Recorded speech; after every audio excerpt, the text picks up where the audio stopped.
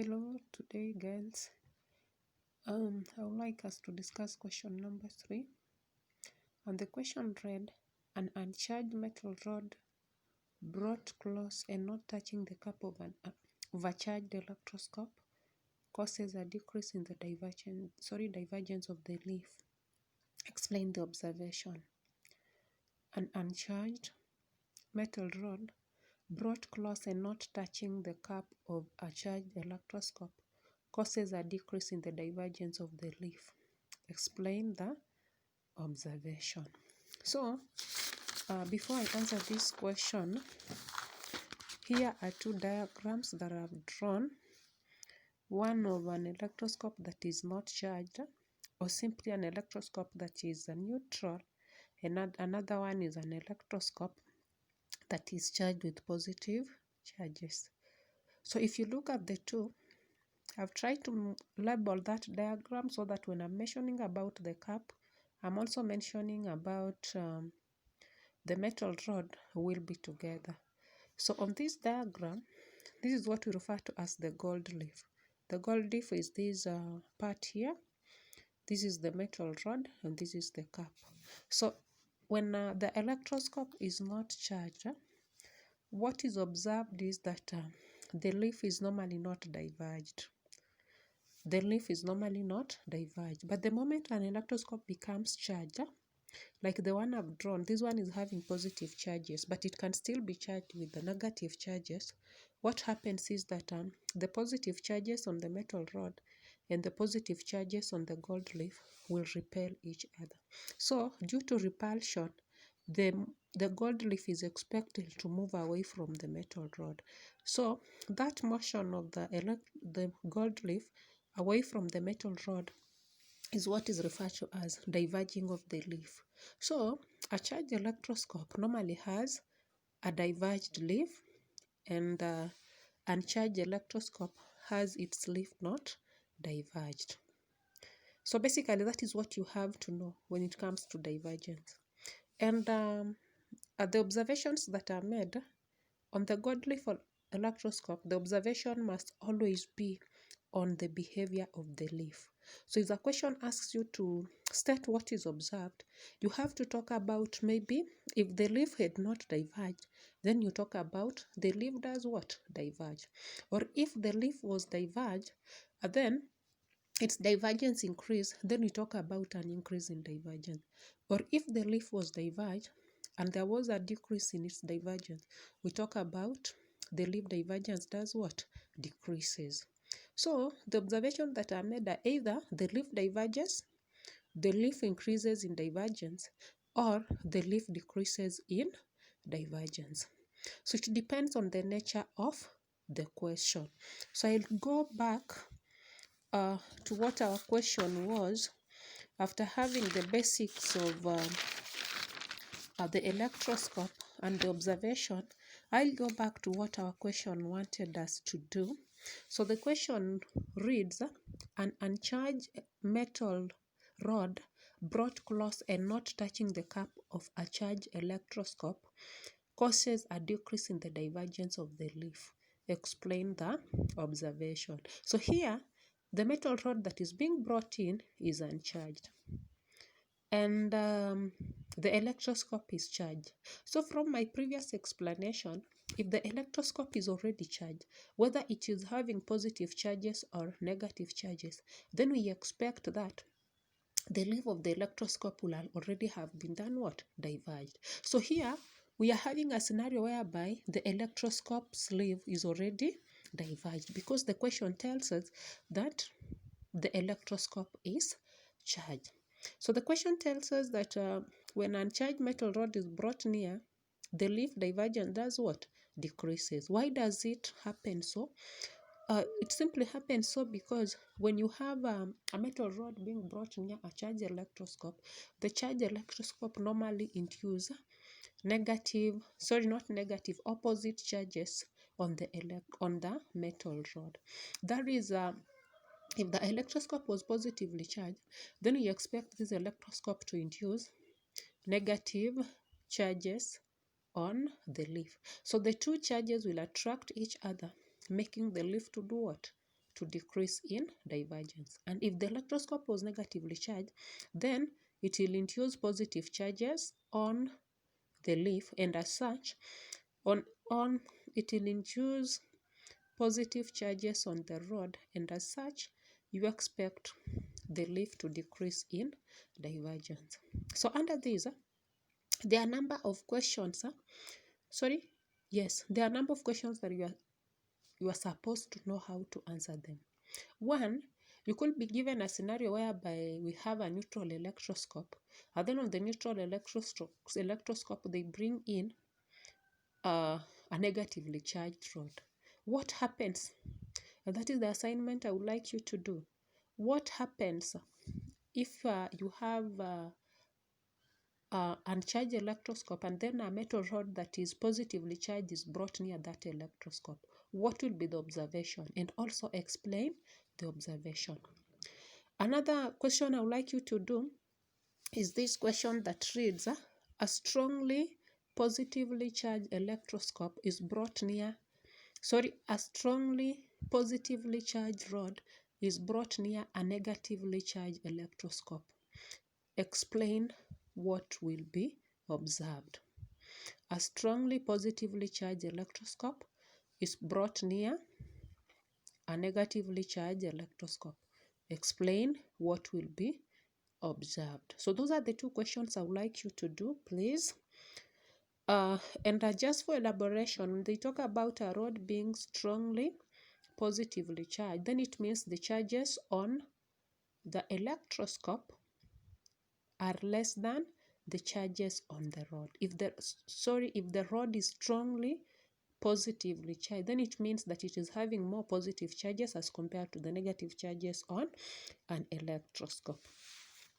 Question B of the same read, in an experiment, the factors affecting capacitance of a capacitor, a student increased the area of the plates and decreased the separation of the plates. Explain the effect on the capacitance when the area of the plates is increased, and 2, the distance of separation of the plates is decreased. In an experiment to determine the factors affecting capacitance of a capacitor, a student increased the area of the plates and decreased the separation of the plates. Explain the effect on the capacitance when the area was increased and when the distance of separation of the plates was decreased. You simply get this from the formula that we use for calculation of capacitance. Capacitance is given by epsilon naught A over D. So C and A are directly proportional. C and A are directly proportional. What does it imply? It implies if the area of the plates is increased, then also the capacitance is increased.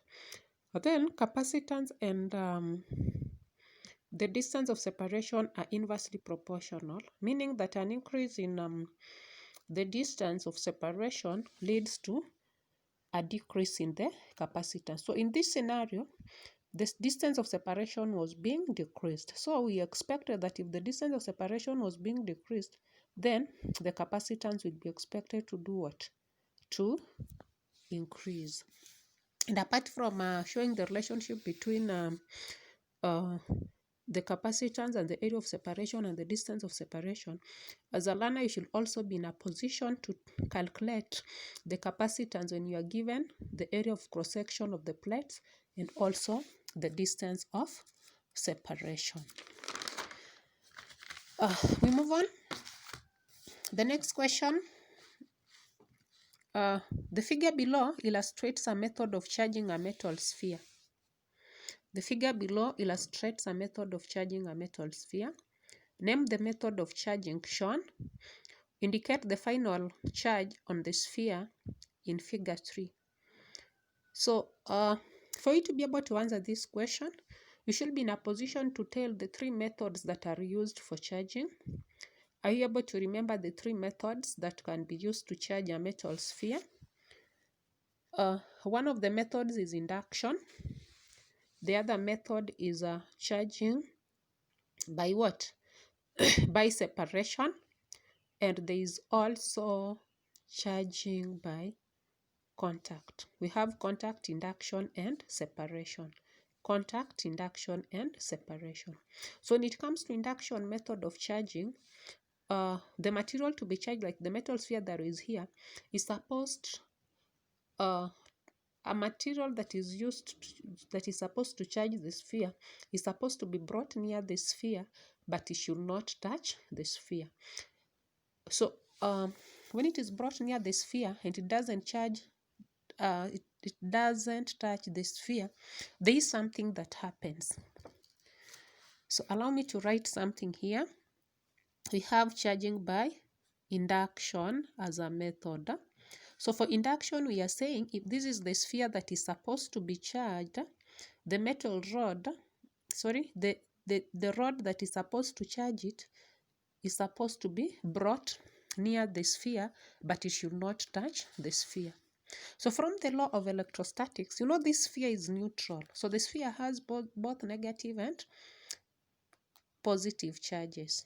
So when you have a rod that is positively charged being brought near this sphere, you expect negative charges to be attracted, and then the positive charges will be left on that other side. So kutakuwa na negative hii side na positive the other side, because the positively charged rod will attract the negative charges.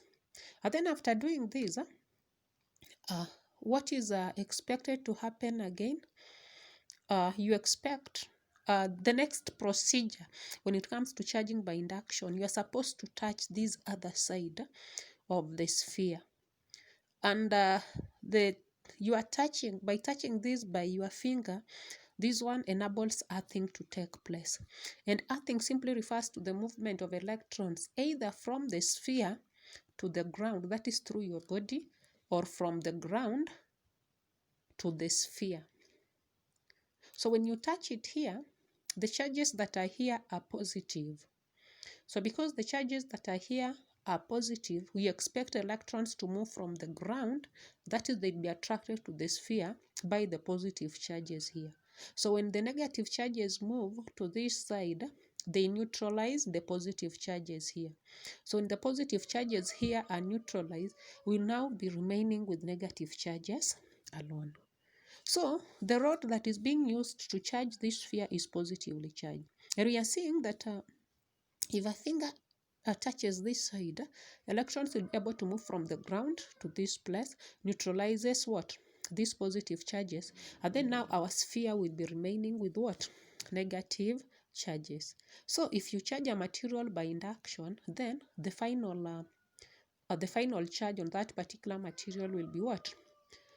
If the rod is positively charged, the sphere is expected to be now negatively charged at the end of the process.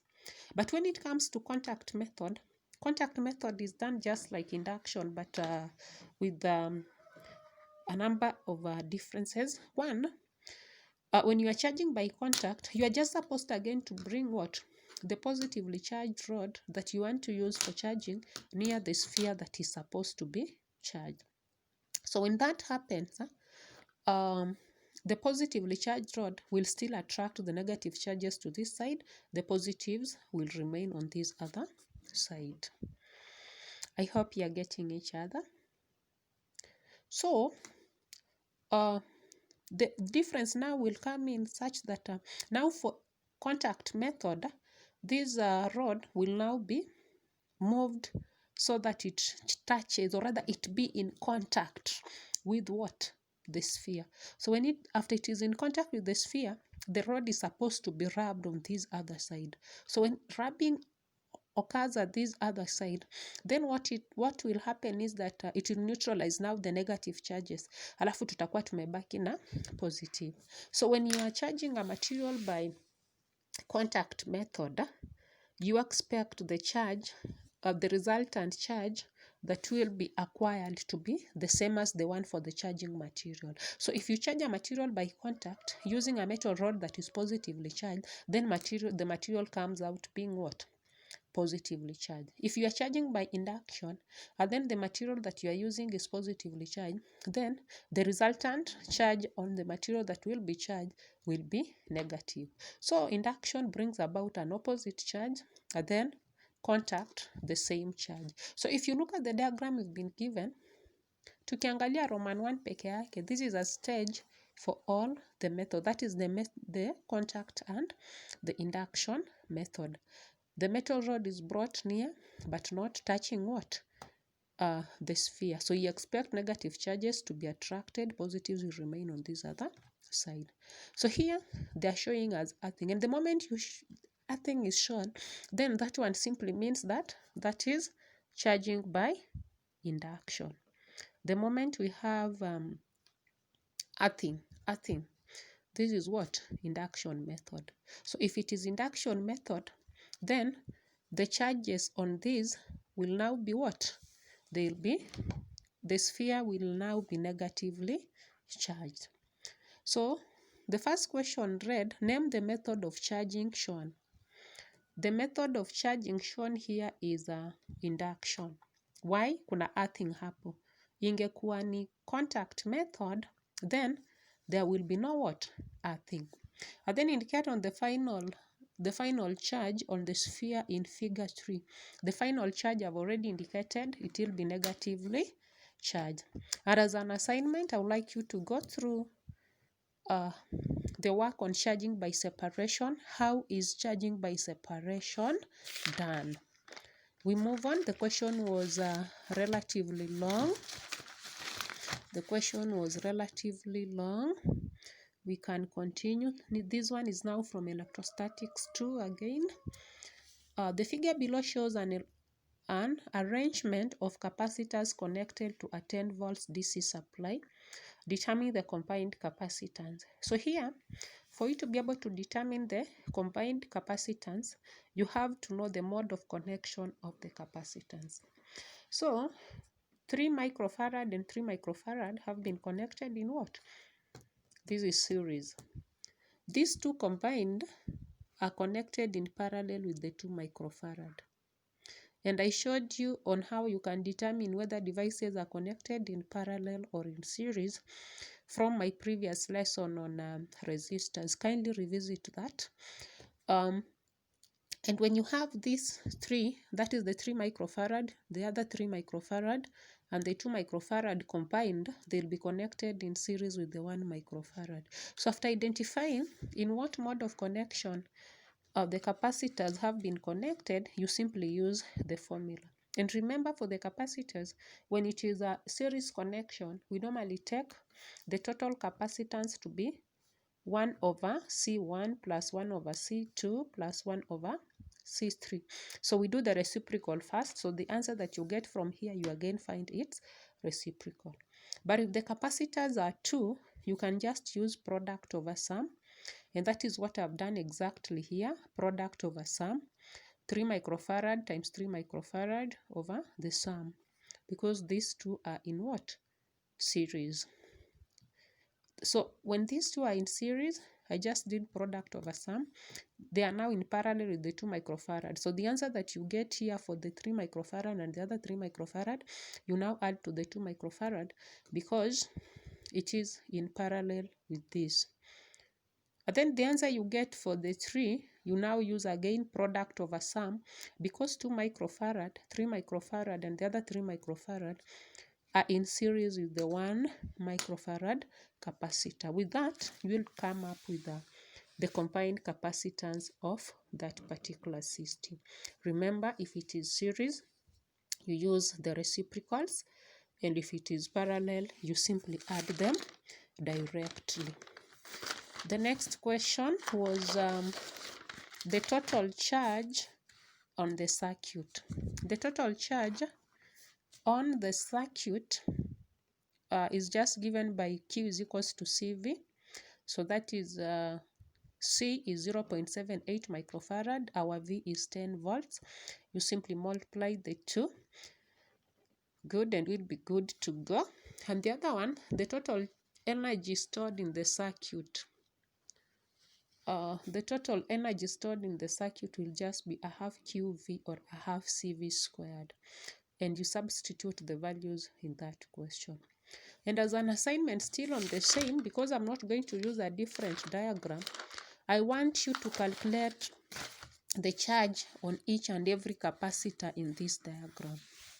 Calculate the charge on each and every capacitor. There are 4 capacitors, so calculate the charge on each of the 4 capacitors. Apart from that, calculate the energy that is stored in each and every of the capacitors. Calculate the charge on each capacitor and also the energy that is stored on each and every capacitor.